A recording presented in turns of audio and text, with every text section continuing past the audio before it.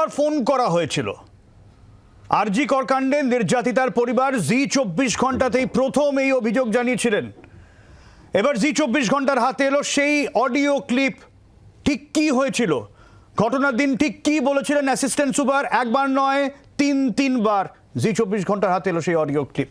ঘটনার দিন হাসপাতাল থেকে তিনবার ফোন করে কি বলা হয়েছিল শোনাবো। খারাপ হয়েছে, আপনারা কি একটু আসতে পারবেন ইমিডিয়েট? কেন, কি হয়েছে? কি ওর শরীরটা খারাপ, আমরা ভর্তি করাচ্ছি ওকে, আপনি কি ইমিডিয়েট একটু আসতে পারবেন? কি হয়েছে কি সেটা বলবেন তো। সেটা তো ডাক্তাররা বলবে আপনারা এলে। আমরা আমরা আপনার নাম্বারটা জোগাড় করলাম, করে জানালাম যে বাড়ির লোক হিসেবে আপনারা একটু তাড়াতাড়ি আসুন। কি হয়েছে সেটা বলো না তুমি।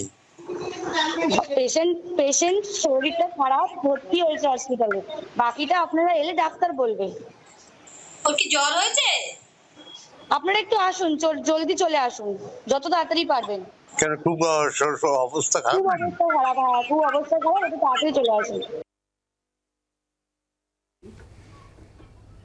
দ্বিতীয়বার ফোন করে কি বলা হলো শুনবো। ওনার অবস্থা খুবই খারাপ, আপনি যতটা তাড়াতাড়ি পারবেন চলে আসুন। কি হয়েছে না সেটা বলো না। ওটা তো ডাক্তার বলবে, আপনি একটু তাড়াতাড়ি চলে আসুন এখানে। আপনি কে বলছেন বলুন তো? আমি অ্যাসিস্ট্যান্ট সুপার বলছি, আমি ডাক্তার বলছি না। ডাক্তার নেই ওখানে কেউ? আপনার মেয়েকে আমরা এমার্জেন্সিতে নিয়ে এসেছি, আপনারা আসুন, এসে যোগাযোগ করুন। ও কি হয়েছিল কি? ও তো ডিউটিতে ছিল। আপনারা জলদি চলে আসুন যতটা তাড়াতাড়ি পারবেন। আর তৃতীয়বার বলা হলো আত্মহত্যা। উনি সুসাইড করেছেন হয়তো, বা কিছু মারা গেছেন। পুলিশ রয়েছে, আমরা হসপিটালে সবার সামনেই রয়েছি, ফোন করছি।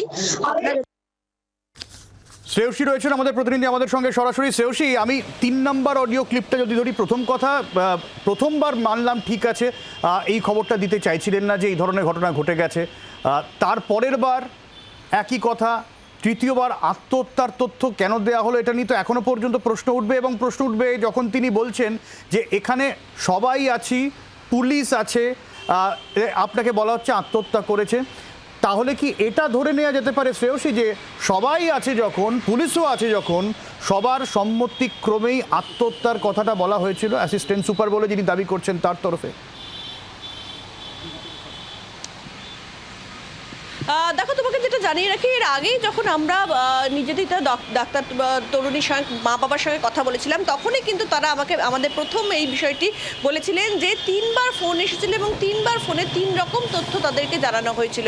প্রথমে অসুস্থতার কথা বলা হয়েছিল, দ্বিতীয়বারে বলা হয়েছিল তিনি অসুস্থতাকে এমার্জেন্সিতে নিয়ে যাওয়া হচ্ছে, তৃতীয়বারে বলা হয়েছিল তিনি সুইসাইড করেছেন। এবং কার্যত আজকে যে এই অডিও ক্লিপ, সেই অডিও ক্লিপে কিন্তু সেই বিষয়টাই সামনে এলো যে এক্ষেত্রে কি কি কথা বলা হয়েছিল। এবং সেই জায়গা থেকে দাঁড়িয়ে কিন্তু কার্যত নিজেদের যে পরিবার, তার পরিবারের পক্ষ থেকে যে প্রশ্নটা তোলা হচ্ছে যে এক্ষেত্রে কেন 3বার 3 রকম তথ্য তাদেরকে দেওয়া হলো। এবং তারা যেটা আরও বলছেন যে এক্ষেত্রে নির্দিষ্টভাবে তাদের বক্তব্য যে যেখানে যখন বলা হচ্ছে, সেকেন্ডবার যখন বলা হয়েছিল যে এমার্জেন্সিতে নিয়ে যাওয়া হচ্ছে আপনার মেয়েকে, কিন্তু তারা যখন যান তখন তারা দেখতে পান যে তাদের মেয়ে ওই সেমিনার হলেই পড়ে আছে, এমার্জেন্সিতে তাকে নিয়ে যাওয়া হয়নি। ফলে সেক্ষেত্রে কেন এমার্জেন্সিতে নিয়ে যাওয়া হচ্ছে এই তথ্যটা দেওয়া হলো, কেন বলা হলো যে ডাক্তাররা দেখছেন এমার্জেন্সিতে নিয়ে যাওয়া হচ্ছে। ফলে এই সামগ্রিক সমস্ত কিছু নিয়েই কিন্তু কার্যত একটা বিভ্রান্তির জায়গা তৈরি হয়েছে, একটা প্রশ্নের জায়গা তৈরি হয়েছে, এবং কার্যত পরিবারের পক্ষ থেকেও কিন্তু সেই বিষয়টা নিয়ে প্রশ্ন তোলা হচ্ছে। একদমই শ্রেয়সী। এবং জি24 ঘণ্টা গত 23 তারিখে ঠিক নির্যাতিতার পরিবার কি বলেছিলেন শুনবো। মেয়ের সাথে রাত 11টা 15তে কথা হয়েছিল, মেয়ে বলেছিল। তারপরে 8:30টায় রোজই ফোন করে, শুক্রবার ফোন করেনি, আমি 2বার ফোন করেছি, ফোন বেজে গেছে, আমি ভেবেছি হয়তো ব্যস্ত আছে। তারপর 10টা 53 হসপিটাল থেকে ফোন আসে, আপনারা লোক বলছেন আপনারা একটু আসুন, অসুস্থ। তখন ওর বাবা আবার ফোন করে 10টা 53, মানে শুক্রবার সকাল 10টা 53। তারপরে আমি আবার ফোন করি, ফোন করলে ওনারা বলেন ওনাকে এমার্জেন্সি নিয়ে যাচ্ছে। আমি কি ডাক্তার যে আমি বলবো কি হয়েছে, আপনারা তাড়াতাড়ি আসুন। কিছুক্ষণ পরে আবার ফোন এলো, এবার আমি করার পরে উনি কেটে দিলেন। তারপরে আবার কিছুক্ষণ 2-3 মিনিট পরেই আবার উনি ফোন করছেন, অ্যাসিস্ট্যান্ট সুপার বলছি আপনার মেয়ে মনে হচ্ছে সুইসাইড করেছে। তখন আমরা তো এমনিতেই ব্যস্ত হয়ে গাড়ি নিয়ে বেরোচ্ছিলাম, মেয়েরই গাড়ি বাড়িতে ছিল, ড্রাইভারকে সঙ্গে সঙ্গে ডেকে নিয়ে এসে গাড়িতে করে চলে গেলাম হসপিটালে। 12টা 1 ঘন্টার মধ্যে হসপিটালে পৌঁছে গেছি। এবার তারপরে হ্যাঁ পরপর 3বার উনিই করেছিলেন, তাই এবং পরে মানে অ্যাসিস্ট্যান্ট সুপারই। হ্যাঁ তারপরে আমি করেছিলাম, তারপরে আবার উনি রিপিট ফোন করে বললেন, এবং কিছুক্ষণ পরে একজন পুরুষ কণ্ঠ ফোন করেছিল, বলে আপনারা আসছেন তো? আমি হ্যাঁ আসছি। এতেই শেষ নয়, প্রমাণ লোপাটের যে অভিযোগ, তাতেও নতুন করে একটা ঘটনা সামনে এসেছে, চাদরের রং। কি বিষয়? শ্রেয়সীর কাছে আবারও যাবো। শ্রেয়সী,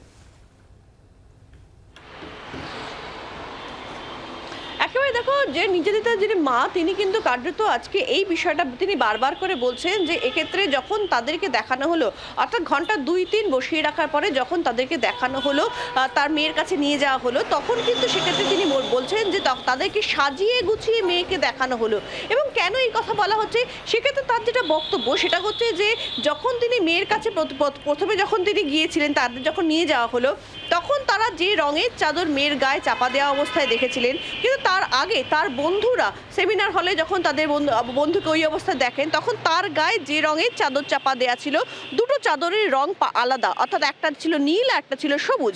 সেক্ষেত্রে তিনি প্রশ্ন তুলছেন যে দুবার দু রকমের চাদর কি করে সামনে এলো, প্রথম বিষয়। দ্বিতীয় বিষয়, তার যেটা বক্তব্য সেটা হচ্ছে যে এক্ষেত্রে নির্দিষ্টভাবে তার বক্তব্য হচ্ছে যে যে জায়গায় সেমিনার হলে যেখানে যেভাবে মেয়েকে তিনি দেখতে পেয়েছিলেন, সেই জায়গায় যদি তার উপরে ওই ধরনের পাশবিক অত্যাচার, অর্থাৎ যে ছবি তাদের কাছে এসেছিল, যেভাবে তারা মেয়েকে দেখেছিলেন, সেই পাশবিক অত্যাচার যদি হয়ে থাকে, তাহলে তারপরেও বিছানার যে চাদর, অর্থাৎ যে ম্যাট্রেসটা ছিল, সেই ম্যাট্রেসের চাদরটা টান অবস্থায় রাখা ছিল, একদম পরিপাটি করে রাখা ছিল, জুতো পরিপাটি করে রাখা ছিল, দেখে মনে হচ্ছিল কেউ যেন সদ্য সেখানে রেখে গেছে। ফলে এইটা কি করে হতে পারে, সেই প্রশ্নই কিন্তু তারা তুলছেন। এবং সেখান থেকে তাদের দাবি যে তাদেরকে যে যখন মেয়ের কাছে নিয়ে যাওয়া হয়, তখন এলাকাটা সাজিয়ে গুছিয়ে রাখা হয়েছিল। অনেক ধন্যবাদ শ্রেয়সী। কি বলছেন পরিবার, একবার শোনো সরাসরি। যখন দেখতে গেলাম সবুজ চাদর, কিন্তু স্টুডেন্টরা একটা ফটো তুলেছে, সেটা নীল চাদর। এবং আমার মেয়ের বডি দেখে মনে হয়েছে যে তার যে ইনজুরিগুলো ছিল, তার সাথে যে মানে পৈশাচিক অত্যাচার হয়েছে, সেইখানে দাঁড়িয়ে বেডটা ওরকম সুন্দর সুরক্ষিত থাকবে না, তার হাতটা কপালে থাকবে না, তার জুতোটা সমান সুরক্ষিত একদম সাজানো থাকবে না, এগুলো দেখেই মনে হয়েছে। বাংলার আওয়াজ, বাঙালির আবেগ, জি 24 ঘন্টা।